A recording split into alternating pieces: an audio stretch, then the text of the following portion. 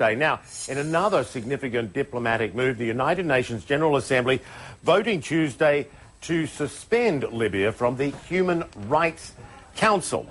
Now, maybe you were surprised to learn that Libya was on the Human Rights Council in the first place. It made us think. We wanted to know how this council works. How is it made up? Who's on it? So we went to an expert, Hillel Neuer, who is the executive director of the UN Watch. Now, I spoke to him earlier from Geneva. We had a chat about the whole thing. Hillel, let's start with the basics. What is the council meant to do? What is its role? The Council is the chief United Nations body charged with protecting and promoting human rights. It's really supposed to help victims around the world.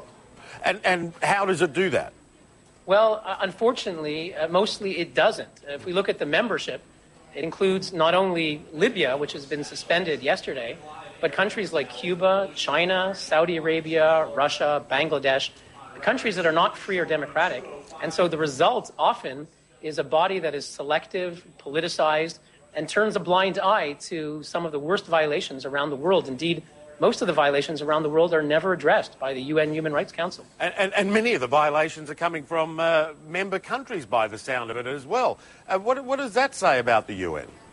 Well, it's unfortunate. You know, the UN was founded with noble ideals based on human rights and achieving peace and security for the world. But tragically, things have become terribly politicized.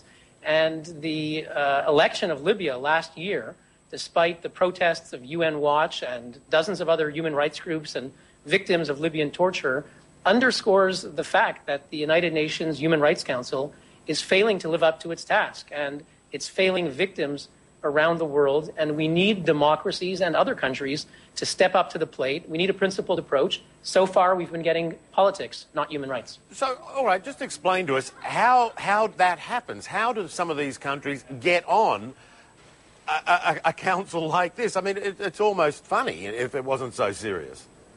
It really is a tragic joke. Look, this is a body that was founded, basically its predecessor was the Commission on Human Rights, founded by Eleanor Roosevelt, René Cassin, who wrote the Universal Declaration on Human Rights. So its ideals are noble, but the elections take place at the General Assembly, where 192 countries get to vote. And although they're supposed to consider human rights criteria, the reality is that they vote according to regional voting blocks, ideological voting blocks. If you're in the African group, the Arab League, the Islamic Conference, you get 155 votes, even if you're Libya. In an ideal world, what would the council do? In an ideal world, when Muslims in Western China are slaughtered by Chinese troops, the Human Rights Council would intervene immediately. Although it cannot send boots on the ground, it can send a powerful message. It has the power of shame. It can turn an international spotlight on issues and situations that otherwise would go obscured.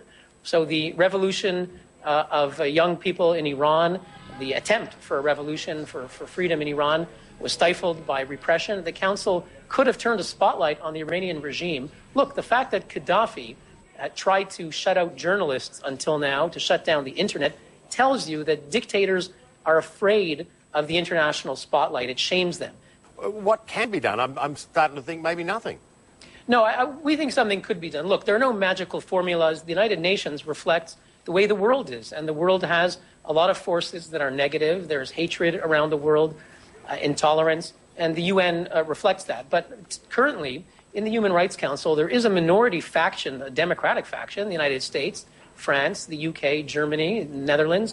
These are countries that, even though they're in the opposition, could use various tools. They could call an emergency session today on Iran if they wanted to. They never did.